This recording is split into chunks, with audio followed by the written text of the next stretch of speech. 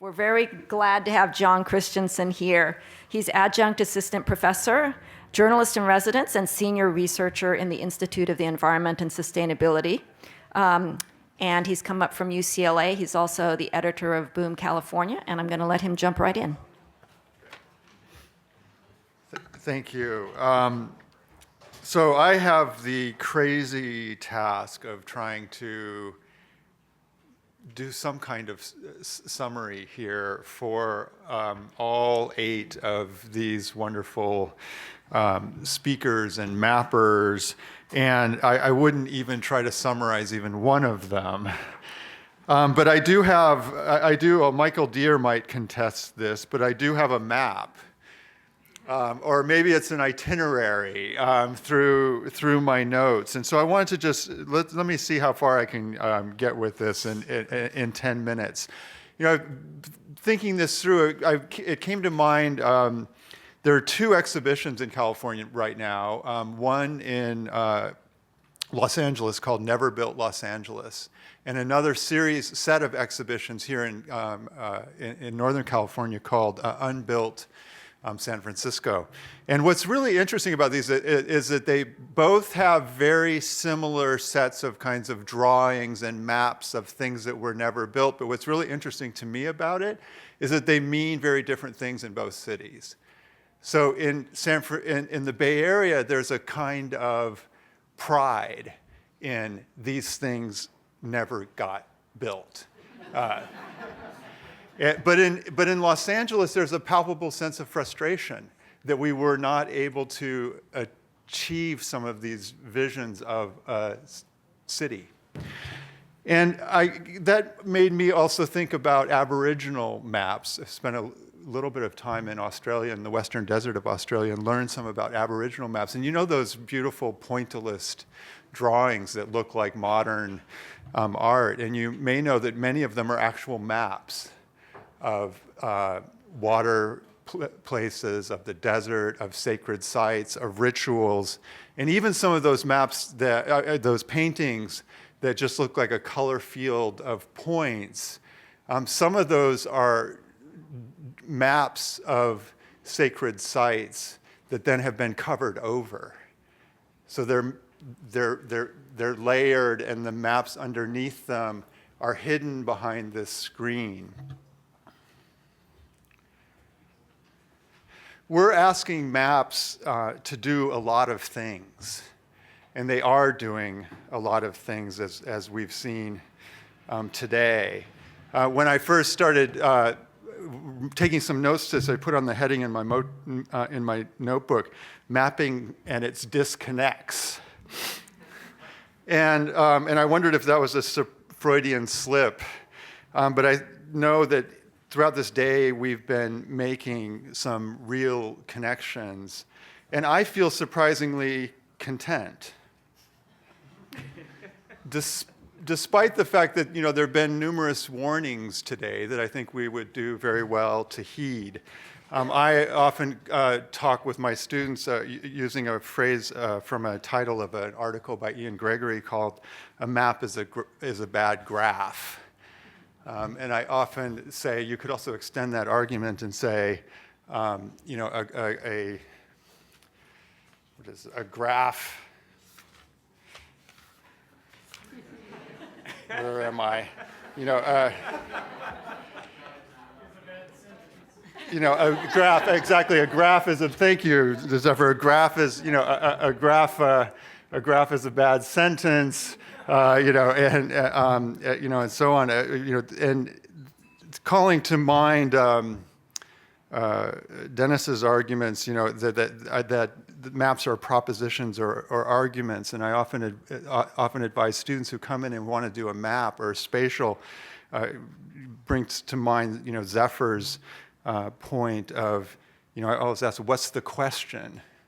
Is it really a spatial question? Is it something, maybe we should, in some instances, stop mapping. The map is not enough. In Dennis's work, he often points out, and really it no longer is, and it never was just a map. It is also all the things that surround the map, the peri-map, the epi-map, the cartouches. And it's wonderful to see here how much these maps have also not just been about creating imaginary communities, but actually calling, but also calling forth imaginary future communities. Let me see, where do I go next in my itinerary here?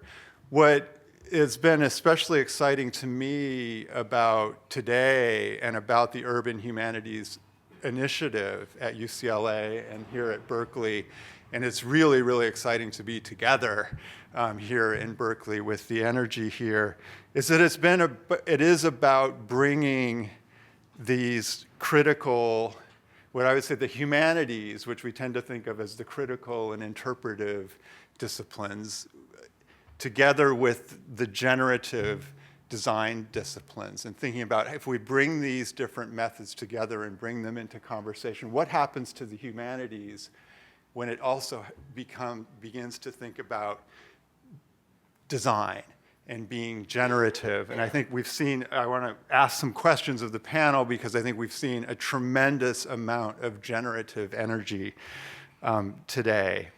And the kinds of things that Laura Kurgan, in that circle that goes from data to design to policy to the built environment and people, and she asserted that you can enter that at any point.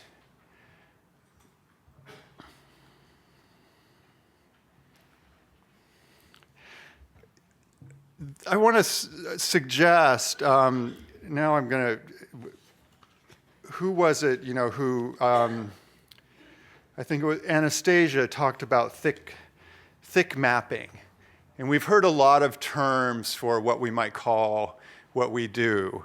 But I do like this, this thick mapping and how it calls to mind, of course, Clifford Geertz and thick description, and that the details and structures and meaning and fact, are combined, details, structures, meaning, facts, commentary, and interpretation are all combined. They're all part of the method.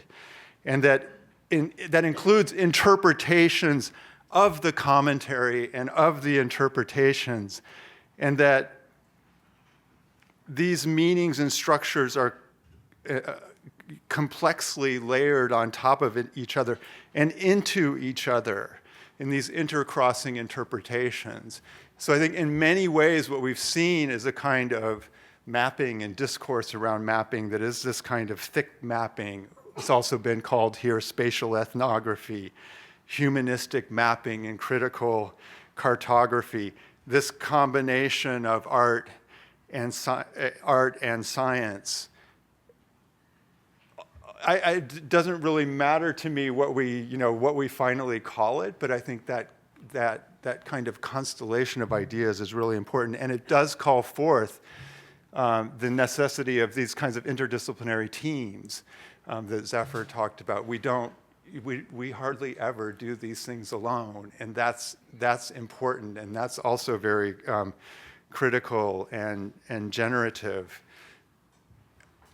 I also, there were certain sort of musical moments here today, and thinking about Rebecca Solnit's last map of the bounce map of New Orleans and how the relationship between the schools and the music and the teams that work to put together these beautiful atlases that Rebecca has worked on with just such a creative group of people, and that it shows through that mapping. And the other musical moment for me, of course, was Zephyr's stop making maps, calling forth to stop making sense of the talking heads.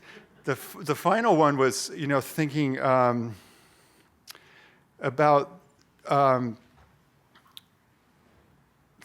I think it was, and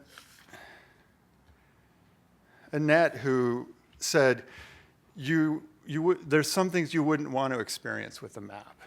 You couldn't experience with a map. And if you haven't seen David Bowie's, the video from David Bowie's new album, there's a song called "Where Are We Now?"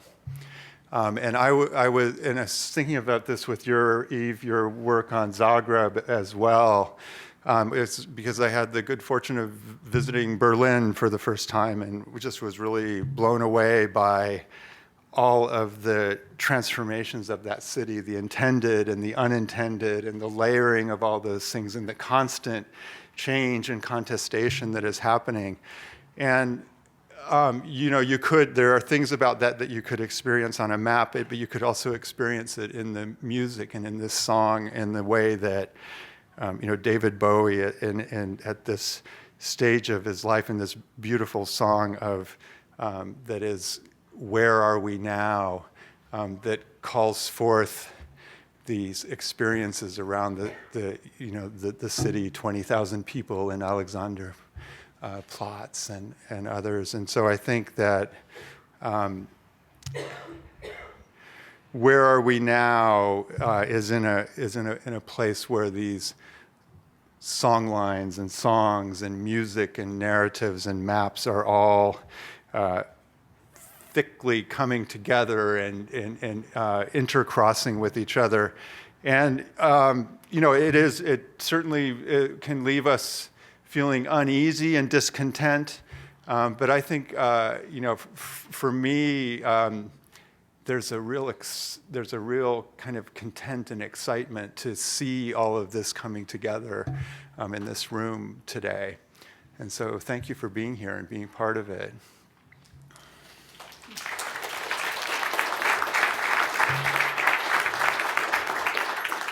So, our time is short, so I want to ask a quick question of each of you and then open it up and ask you to be real quick, 2 minutes if you can, in your answers. I hope that these are some questions that you can answer in that short of a time, although some of them will be big questions. Catherine, you left us with "Go Forth and Map." What is it that people are trying to do? And so I want to focus some of these questions on this question of what are we trying to do, in a way, as map makers and investigators. And so the question I'm asking for you is, what are people trying to do in the world with these maps? What kind of difference are they trying to make? What's the work that these maps are doing? I think when I said that, it just wanted to be a comment on this is just another form of expression. It's a form of language. It's a shorthand language, in fact. And we make music, and we make theater, and we write books, and we can make maps. And there are all kinds of things that can be said with maps, and maps offer so many different kinds of metaphors and about power and how ludicrous borders can be, and finding ourselves and losing ourselves and so forth. And we've steeped ourselves in maps today, and so why not go off and make a map? It's pretty simple. Nothing deep there. Rebecca, I've in thinking about atlases, I've thought if maps are arguments or propositions, as Dennis has said, that atlases, so if maps in a sense are, that atlases are stories or narratives. They're telling a larger story than a single map. And I'm wondering, what's the story that you pick one of those cities, and what's the story you're trying to tell through the atlas? I always love that tagline, "There are a million stories in the naked city," for that 50s TV show. Am I audible? Yeah. Good. It's it's really about trying to counter some of the stories people think they know and comment on how many stories exist in a city. That is, every city is essentially infinite, and that infinite stories are swirling around. Some of them are mappable. So I don't think, obviously I have my aesthetics and political biases, and those are screamingly evident. But I don't think that there's, they're not sort of unitary. There's not an overarching narrative of New Orleans is a good place or San Francisco is a bad place or everyone here is, it's the sort of polyrhythmic, polytheistic, polycultural thing itself, with the unfathomable, infinite, invisible city that I want to get at. So with these next three folks, and maybe four, I do want to really try to probe this question of what are we trying to do? Because it seems to me that a lot of the work that we saw today was really trying to do work in the world. And Annette, I'd like to start with you. And what is the work in the world? What is the change that you're trying to affect with your work? Well, it's still forming. I think there's a lot of levels. I mean, I talked about trying to broaden the planning paradigms in some of the places that I work. So noticing, possibly appreciating other things in our more inclusive vision of the future city, particularly given that there's all these millions of people there that haven't been considered and their spatial practices. I think intellectually, there are a number of issues. I call it critical cartography 2.0, that now that there's so much practice of making maps, one of the things I'm interested in is how do we do that even more? So sometimes I feel like we forget that we're also, because we're not part of a state institution doesn't mean that we're power-free in a Foucauldian sense. So how do we make it more explicit that this is not a representation of some forgotten aspect, but my conversation with people and I guess I was talking to Lizzie, our positionality as critical cartographers, that's another interest. And I think really at the bottom of a lot of us, we want to have fun, creative. It's just life-giving to pursue inquiry in this way, to combine text and image and narrative and science and everything, So I think that's also, it's a personally fertile and enriching endeavor. So Robin, because we're old friends, and we've been working on this trajectory together for almost a decade now. I'm going to push you pretty hard on this. You've had you have in some ways. I mean, the maps that purport to be most objective about what they're doing, and so I want to ask you though. I think that the maps that you showed at the end are really beginning to move towards, a vision of what can be done. But that narrative is actually inherent in the earliest maps that you did. And so what is the change that you're trying to make with the work of making these maps? Well, I thought, so somebody made a point this afternoon of, are the maps we make, they're putting forth a vision potentially, and highly speculative or suggesting a landscape or a vision of the future. And I guess there's some truth to that, but I think that it's also true that it's simply revealing, as Rebecca would say, what's invisible to us, making it visible. I wouldn't say it's necessarily my statement or our statement. It's that we don't see these processes. Simply that the nature that we still live in. We don't see the subtle topography of the land that's still underneath all our buildings. We don't see the patterns of soils, and we don't see the potential of We don't see how vulnerable so many of the things we've built are in terms of what they're built on, or how much flooding, how fragile the landscape is that we've created. So to some extent, I think we're just trying to make the invisible processes of natural processes more visible in our current landscape, and then show what the options or potentials that suggests are. So in that sense, I would argue that it's somewhat objective. We're trying to reveal things that are there inherently in the landscape.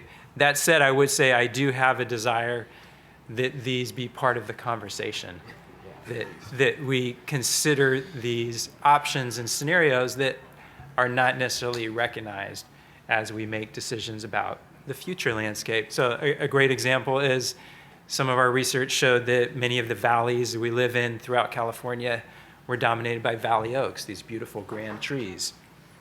And they were mostly removed for orchards 100 years ago. So they're forgotten, essentially.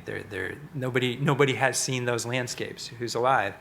But now, given that orchards have been lost in most of those places and replaced with developed landscapes, we might actually want those trees back as shade and carbon storage. And there's no reason they couldn't come back really fundamentally, except for that we don't see that. So I would like to have those things part of the discussion.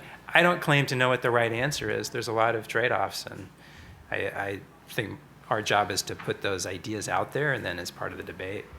So, Laura, I mean, really the same question of what's the work that these maps that you're doing, and I think it's particularly evident in the maps of incarceration and in New York. And since you raised that question, I mean, what's the role of beauty or not in making that argument that we'll do some work in the world? Yeah, okay. I mean, I think, as I was saying before, we have a lot of aesthetic differences amongst us, but that could take another whole day. So I'd prefer to answer your first question. Okay. Go ahead. Maybe somebody else will press you on the aesthetics. Yeah, maybe someone. Okay. But I mean, I do work as an architect, right? So I came at the mapping question from architecture, not from geography, not from cartography, not from computer science, and I often find myself, and so that's why our lab is based in an architecture school, so that we're saying people who ask spatial questions should use the expertise of architects, urban planners, preservationists, et cetera. So that's where we start our work, and so I'm often taking questions of architecture to other disciplines through mapping. So urgent questions like incarceration is not a problem of prisons, but it's a problem of, the center of most cities across the United States. That was an important thing to show and to ask, rhetorical questions about, and in some cases, with other people involved in those policies to sometimes suggest solutions, but that was not the first impulse behind the work. So I think you can do a lot by asking questions, because as Dennis says, maps are arguments. I really believe that very strongly, and you go from there and see how it spreads in the world. Well, I mean, I'm a little dissatisfied with all of these answers because I think everybody is stepping back and demurring a little bit about their academic objectives, and I sense some more passion behind these projects and doing work in the world than you're all letting on. Eve, what do you make of this? I mean, what I found so interesting about your project was that, what do you make of these projects to try to influence the world, to do work in the world that's so shot through with contingency? the things don't turn out the way that they were intended. They turn out differently. They get repurposed. They get remade. Does that influence how if we think about what we're doing in urban humanities, for instance, as being generative of solutions, perhaps, of not just being critical and interpretive, but doing work in the world? What do we take from your experience of that? Well, I think that the key here is that, I mean, again, it's sort of the environment within which I work. I'm an architectural historian, but I'm in a department of urban design and planning. And so what is of primary concern, I would say, in a lot of these projects is the issue of intervention. That the thing about urban design and design of any kind and planning is that you're intervening in the world. And so what are the conditions that to intervene in an intelligent and useful way, you have to understand the conditions within which you're intervening. And so what I find really interesting about mapping is that somebody mentioned pleasure, and yes, it's really enjoyable because it's actually a process of discovery. You find out things that you didn't know before. It's not like you're mapping things to show people this is what's there in case you didn't notice. It's actually starting from the question, starting from, how do I understand this? What is going on here? And then trying to develop methods that will reveal some of that. And it really is a revelation, and that's extremely exciting. So it's a desire to produce some knowledge about what we're doing. And I think that there is a passion there, and there is a conviction that intervention involves a huge amount of responsibility towards the world and towards people and so on, and that to intervene, you really have to know what you're doing. At the same time, I really believe I'm excited by the agency of design, the design disciplines, and I really want to understand that agency in the context of a whole range of political and economic forces and structures, just taking all of those things into account, but then trying to figure out sort of specifically what can we do. Dennis, as you've listened today, I mean, numerous times this phrase that we're living through a democratization of maps has come up. Is the democratization of maps a naive term? Yes. All right. Well, these short answers are leaving us plenty of time for a conversation with the audience, and so I appreciate that. Unless you want to add something, but if not, we'll go on. It's a naive argument. It's a naive argument. I can go on to it for a long time. No, that's okay. We'll move on. Zephyr,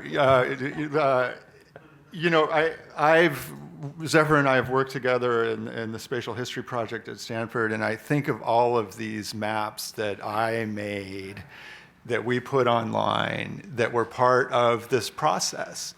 They were not meant to be, they were exploratory, they were unfinished.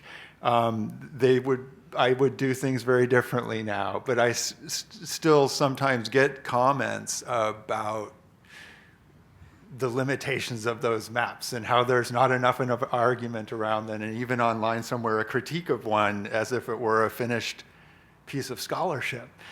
And I know that some of if we think of these maps, as you've said, as process, and but you make these maps and you walk away, you still leave artifacts behind. I think the question of how do we think about archiving these or preserving these is an important one. But I wonder how you think about what will people make of these maps that you left behind as you move on? So I knew you weren't going to ask me about the work in the world that my maps are doing today, but then you did, and it's very clever of you. So there's two quick answers to that. One is I do see the historical GIS community as kind of one that believes in a concept of the commons and of sharing. So even though I haven't necessarily succeeded with my maps, I have created some infrastructure and some tools that other people can use.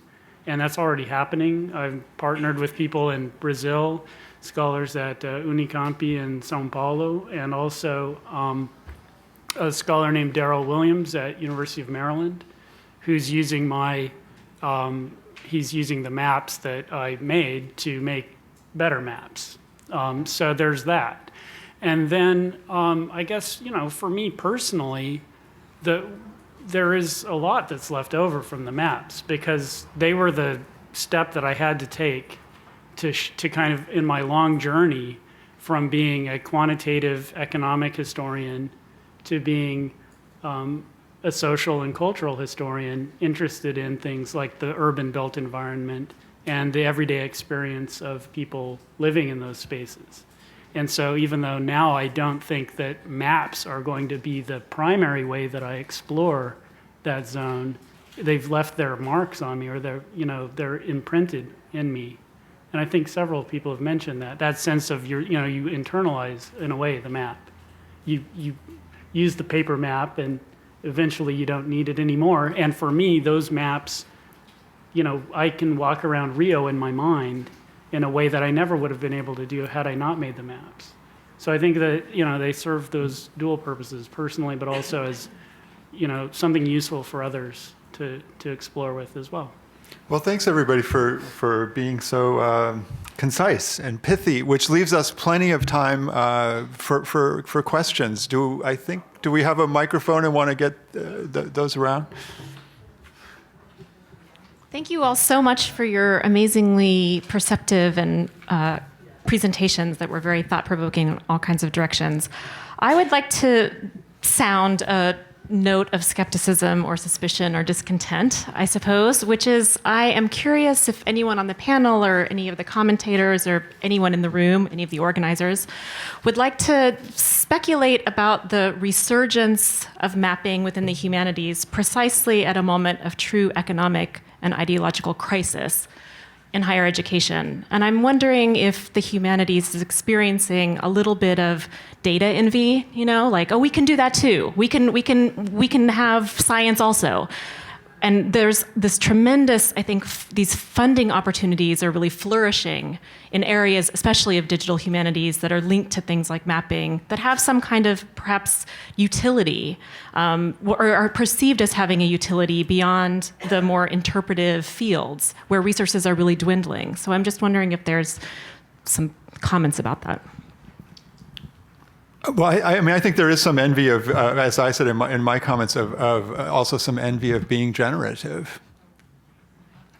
But do you all? You have to trick people into making them understand that art is, that humanities are part of this question. That's why I think you're such a great example going from quantitative to qualitative. I'm going to use that example a lot in my teaching, but yeah.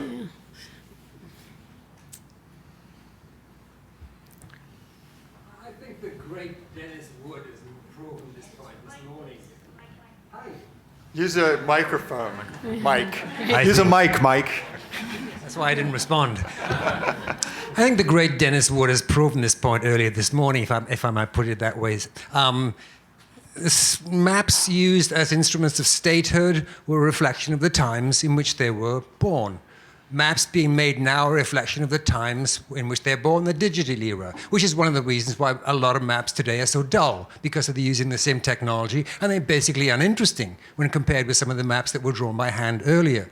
So the answer to the question, if I may, this is what Dennis would say if I hadn't so rudely interrupted him, was that we are in fact reacting to a particular time, a particular neoliberal milieu, if you want. And it's totally unsurprising that under situations of duress, people would be reacting and looking for ways out of the duress in which they're experiencing. So we know that the humanities, it's front page news in the New York Times, enrollments are going down, but so are they going down in some architecture schools. What are we to make of that? In fact, you could look at this and say, well, environmental design people are now reaching out to humanities to prove how important we are. I mean, in a sense, with all due respect, I don't know that this is a particularly productive argument. It just seems to me that there's so much going on right now, and we're all reacting to it, trying to make sense about it. And the fact that we're all excited about it, for me, is enough. That's what Dennis would have said if he had been... So glad to know that. I would have said something like that, probably. I'm less impressed than people inside the humanities by the spatial turn. I certainly hear that term constantly, the spatial turn, the spatial turn. It's less clear to me how it's taking this wildly map form that's terribly novel. I'm not saying it's not novel, but it's not terribly novel. And I don't think it's all that recent. So I'm not sure that I can make that argument that you're making, that here we are under stress and we're trying to find a way out, and here's a safety rope and we grab it and it's the map. I mean, it's possible. I mean, people, if you've been using maps like that for a long time. But I'm also less impressed than a lot of you about the democratization of maps. In cities all over the United States, right around now, there are fights about maps that school boards are making for school districts. Now, these are fights that will energize huge amounts of energy for lots of people and will affect people's lives, where they go to school, the kinds of environments that they're going to grow up in. All these things are determined by maps that are made by the school board, and maybe there are complicated ways of making those maps, but those maps are playing a critical role. We are going to have an enormous fight about redistricting, political map redistricting. These are going to determine, how our country is run. They're already deeply involved in the insane Congress that we have right now. These are maps that are having a profound effect in every conceivable dimension in all our lives. Now, these are just two examples of government maps, state maps, that are actively involved in the ongoingness of our life that affect everybody. All the maps we've been talking about today, they can't rise to that. We're a bunch of marginal people fighting at the edge, Well, there's going to be some contestation here. Maybe even Robin will rise to that. There's obviously no democratization of a lot of different things, but I think we're at a moment where if my 6-year-old can put a point on a Google map, and will very soon be able to, rather use open maps than Google Maps, which I hope they're bringing to a school really soon, and kids in some schools in the Bronx are able to do that too, then it's our duty to teach people in a different way so that the democratization can spread. If we can all make maps. That's great. That's what I mean, yeah. Any movement towards being able to stand up in these hearings with maps that are just as authoritative as the maps that are coming from the school board or the maps that are coming from the county or the city or the state, any way to enable people to intervene in that argument with maps that have the same kind of authoritative strength as those normative maps, that's extraordinarily valuable. And anything that we can do around that, in that huge penumbra of alternative mapping strategies, counter mapping, mapping by indigenous people, mapping by, et cetera, that's all extraordinarily valuable. And clearly, I mean, I've been in this fight now for 40 years. So I'm all for what's going on here. But I'm just saying, let's not pretend that what's going on here is bigger than it is. It needs to be bigger. Well, I don't know if Robin will rise to this occasion, so I'll do it, and say that, I mean, those maps are playing a role in remaking the world. and you look around what's happening in the Delta and the Bay, and they will shape it. You wanted to say something, Rebecca? Yeah, I just wanted to say the very opposite of democratization of maps for me is the dominance of Google. Both in there's been antitrust suits as they tend to become the sole online mapping entity, and then they're linking that to all the other things. How many of you have Gmail? Never mind, just feel depressed. And, Google to me looks like a Soviet empire of data rather than territory at this point. And thin data. And it's exactly. There's so much missing from that worldview. And the newest thing from I've read about Google Maps, is that they're going to attempt to, since they're constantly harvesting all your data, especially those of you who have Gmail, they're going to attempt so that when you go look at a Google map, it will have already decided who you are and what you like, and give you kind of bespoke maps that will fit you just as neatly and snugly as a straitjacket. So you'll never be able to get outside of what you already know, and your role as a consumer being marketed back to the advertisers by this corporation. So we're facing not just, there's on the margins we might have democratization, in the center we have the totalitarianization of maps, I would say. Absolutely. Dana? I want to go back to the first comment and say, that I think you should share the crisis, really. It's not just in the humanities, it's really in the university. And at some level, one of the kinds of work that I think the map does is address what I consider one of the biggest problems in the university, that its relevance is challenged by how absolutely defined our boundaries have become between one another. So literally, this is the first opportunity I have had to work with my colleagues across campus in any kind of meaningful way, and that's shocking. I've been teaching for 25 years. And it's partly because I'm in a giant university, but it's partly because of the way the university runs now. And to me, what the map is capable of doing, this goes a little bit to what Laura is saying, is that it becomes a practice that pushes us to collaborate about things we can't think through very easily without each other. And if it did that and allowed us to actually talk with one another, we might actually begin to create new, more radical maps. Yeah, I mean, think of when I came to UCLA, and there's a big difference there between North and South Campus, which are just, which is of course just divided by about 6 feet or something like that. But we know about those divisions all over. There's a question over. Going beyond what you've got so far, so the one-layer map, sure, we're graduating beyond the one-layer map, but the geographic information system plus digital Earth imaging, the thing that the 5th International Symposium on Digital Earth at UC Berkeley was about in 2007, environment, if we get to really making if we bring it all together, all the different things you've talked about as different aspects of mapping, and we overlay those and we storytell with them, and we build them around ecoregions, and we design economies in ecoregions, and we map out all the injustices, and we map out all the destruction, and we highlight and bring out into the visibility all the bad infrastructure and the good infrastructure and the good potential alternatives. Like map the blue economy as well as mapping the oil economy.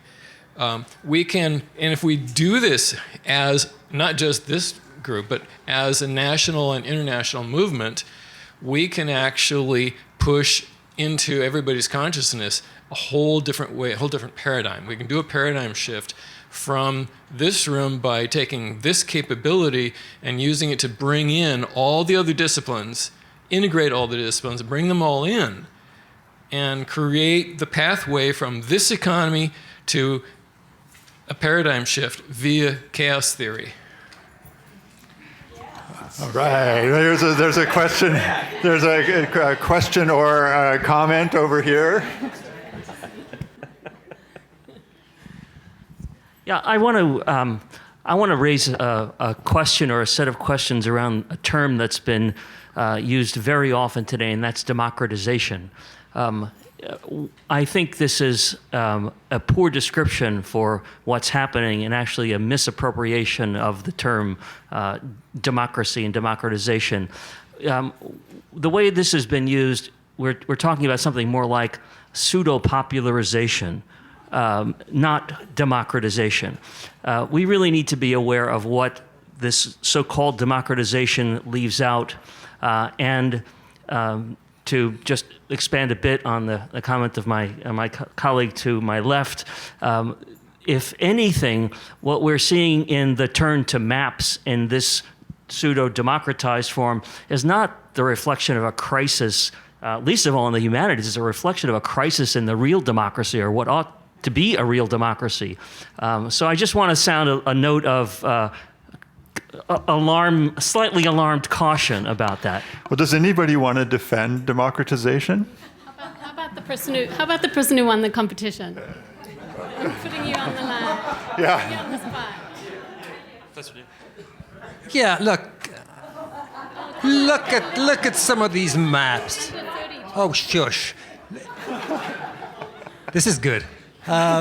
Look at the maps that have been produced by some of the stuff that we've seen today, and also the books that are out there, okay? I'm not going to pretend for one moment that we're all going to rise up and change the world. This is not the Gather uprising, spring, or whatever it's going to be. But I mean, you've seen people draw maps that relabel the nature of cities. You've seen people that recapture the nature of their intellectual and political heritage. I mean, there are so many of these maps out there. We might not be using them correctly, and I totally agree with Dennis.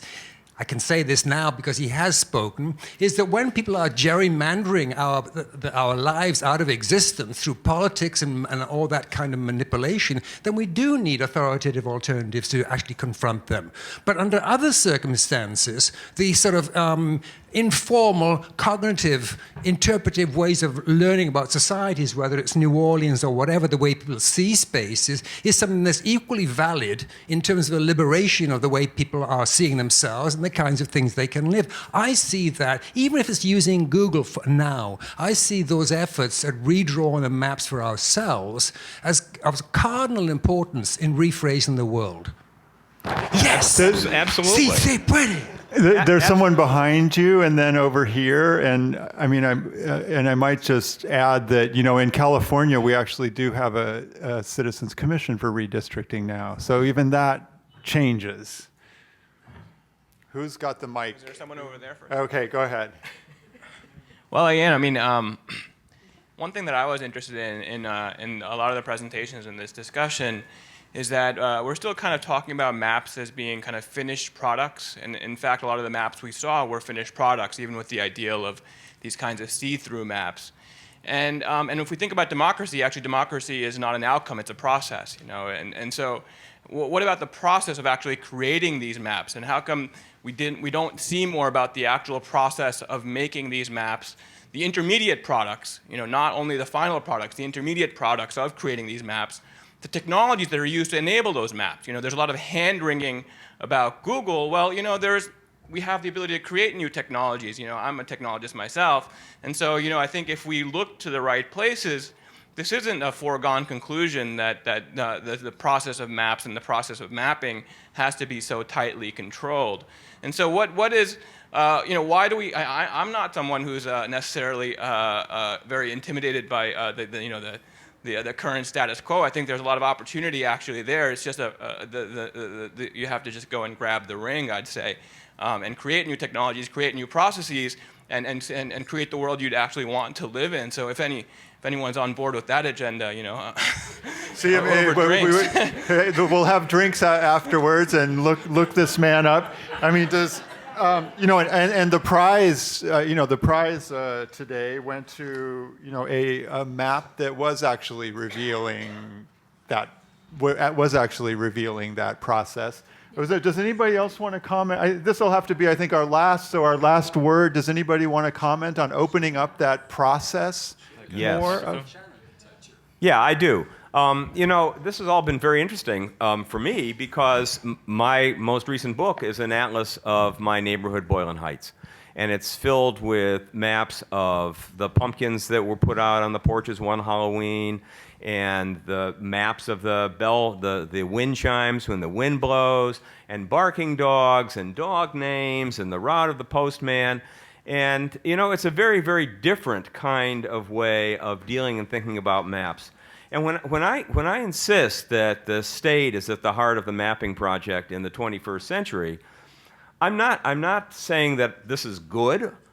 I mean, I hope it's clear that I think it's horrible. And I don't mean to suggest in any way that it limits the kinds of maps we can make. In fact, I think it should be the challenge that we rise up to when we make maps. I mean, it's just got to be something that's in the foreground of the way we think about things if we're going to actually move forward into a world that is less horrible than the one we're in. Well, that's a good note to end on and to go out and debate. You know, I would like to invite Dana Cuff and Jennifer Wolch up for some concluding remarks, and I'd also like to ask you to join me in giving a hand to this coming together of UCLA and UC Berkeley for such a great, creative, critical, generative event.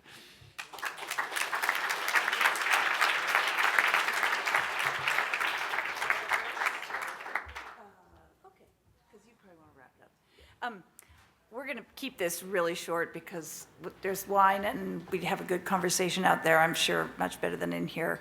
I just want to thank our Berkeley colleagues. It's been an incredible day. You've set an extremely high bar. This is the first of a 3-year relationship, which is as long as any marriage probably lasts today. So, and this is coming from somebody who's been married 30 years, I think. We will have another one of these kinds of events in the spring where I'm hoping we will take the construct of mapping another step further and think about it in the context of our projective projects that are going on in both schools about urban processes in Los Angeles and in Tokyo. On top of all that, I just want to thank our own students from UCLA who are coming. Could I just see the urban humanities students? There's Jamie in the back. Yes, great, Devin, KT. We have a wonderful crew of students whose work I suggest you keep an eye on. They've been doing some fantastic work along with us in the faculty and our project coordinator, Jonathan Christman. You can find it on our website. But I think I'll hand it over to Jennifer. Thanks again.